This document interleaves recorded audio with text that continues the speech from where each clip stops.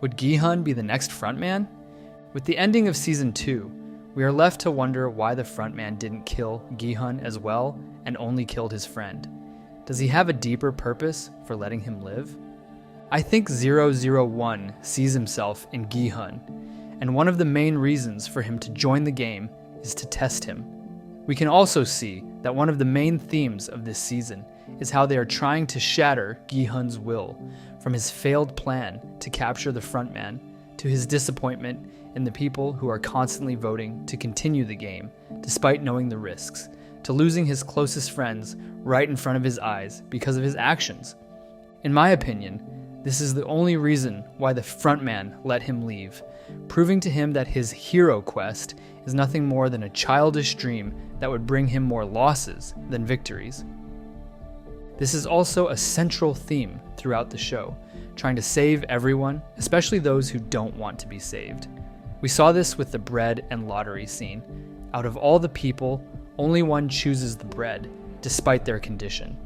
They still refuse to help themselves and believe it's society's fault they ended up like this, essentially blaming not winning the lottery prize. If they had chosen the bread, it would have meant taking small steps toward improving themselves. This theme is shown again during the voting scene.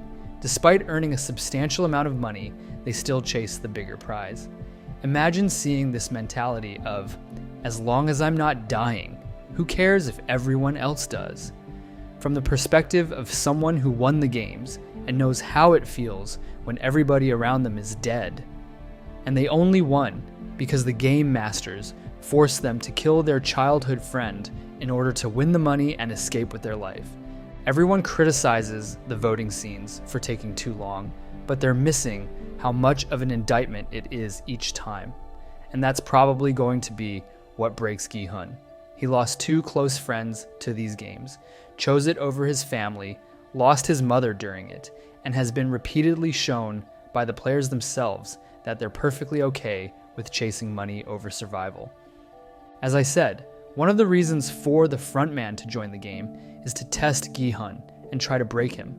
I don't know if the creators did this purposely or if I am just overanalyzing this, but have you noticed how 001 played with Gi-hun by repeating elements from his previous game? For example, styling his hair in a way similar to Sang-woo and bonding with him on a personal level. And this, I'm not sure how accurate it is, but in these scenes, Gi-hun gives his milk to Ali, saying he can't drink plain milk.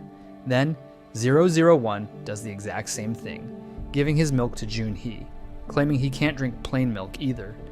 During the last episode, when Gi-hun was discussing with the other players what will happen when the lights go off, Gi-hun says that they have to sacrifice a small number of people in order to save and stop the games.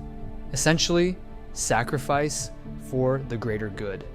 001 smiles, and at that moment, I believe he was thinking that Gi-hun and he think alike, or are alike in a sense. Why? Because of the organ harvesting organs from the dead in order to save individuals in need of organs. Remember, 001's wife died in need of a liver transplant due to her terminal cirrhosis. He was unable to pay for her treatments due to the inability to sell his kidney because he had previously given his kidney to his half-brother.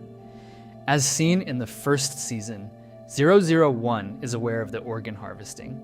Maybe for him, this is a way of redeeming himself and sacrificing a group of people for a bigger cause. Now you may say, this cannot be true because the show should have a happy ending, right? The hero always wins in the game. I get where you are coming from, but if I were to try to justify it, and this has always been my opinion of Gi-hun, it's that he's never written as the good guy that you should be rooting for. Season 2 is basically proving that the more things change, the more they stay the same. Which is interestingly also a quote from The Matrix, and this season has quite a few Matrix references already. But, to further elaborate, Gi-hun never grew. Don't let his grim, grizzled outlook fool you. He's still the same idealistic, gullible idiot with a gambling addiction. Except this time, he justifies his gambles with his newfound sense of justice and righteousness. And he isn't gambling with money, but with his life to win a sense of atonement for his sins. In the process, he grew delusions of grandeur and became like typical authoritarian revolutionaries who conveniently move idealistic goalposts from "no one has to die" to "some dying is okay as long as it serves the greater good." At the end of the day, nothing matters as long as he can throw one more bet. Just like how his ex-wife didn't matter, nor his daughter, nor his mother. All that matters is one more hit to win the jackpot. If they mattered, he would have boarded the plane. I especially loved that the frontman emphasized Gi-hun's goalpost moving moment, because at that moment, he knew for sure that Gi-hun is still just a trashy gambling addict. There's nothing grand about his motivations. He just wants to beat the house. Remember, a gambling addict always makes excuses. They drink so much of their own Kool-Aid, they don't even realize how full of crap they are. I don't think someone like the recruiter can be a frontman because he finds too much joy in seeing people suffer. The recruiter would make the games too bland, like a comic book supervillain. When he traps the two thugs in episode 1 and forces them to play his game, it's like a mini Squid Game. But if you gave those two an option to leave, they would take it. You might say that is because there was no money involved, but I think it's because he doesn't understand the games.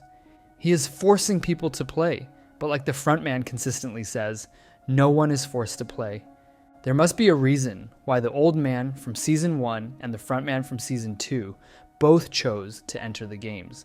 It's probably why Gi-hun also, in my opinion, subconsciously chose to re-enter the game. I think the greatest example of why the two are similar was the conversation between Gi-hun and the frontman right before the lights are turned off. The frontman allows Gi-hun's plan the moment Gi-hun decides that a small sacrifice is necessary. I think he's almost amused to see Gi-hun make that decision. The man who wants to stop the games and save people wants to sacrifice a few lives. That's not something a true hero would do. That's the same logic people use when justifying their selfish choices. I really thought Gi-hun was genuine in season 1, but now after watching season 2, I've changed my mind. I think Gi-hun is a gambling addict, and still is, addicted to adrenaline, the chase, the games, the stress. He loves all of it. The Russian roulette scene shows how much he enjoys it, although he lies to himself. I don't think he really cares about people dying. He just doesn't accept that he loves all of it yet. Honestly, I think Gi-hun could be the next game master. Do you remember what he was gambling on? Horses. And what did the game master tell him in the car? That people playing Squid Game are horses. I don't think the horse analogy is random, but it's just a hint. I just think Gi-hun will eventually watch those humans as horses in the future. He will have his own made-up reasons for that, such as, humans are a lost cause, I tried to save them. He has ego issues, therefore, he will end up being the game master. I think the actual game master sees himself in Gi-hun. When 001 tried to convince people to give up the game, you could see he went through all of that. I think 001 had a similar experience as a winner, and that's why he cannot kill Gi-hun. He wants to see how far he will go. He doesn't let Gi-hun sabotage Squid Games. He lets him possibly give up his place.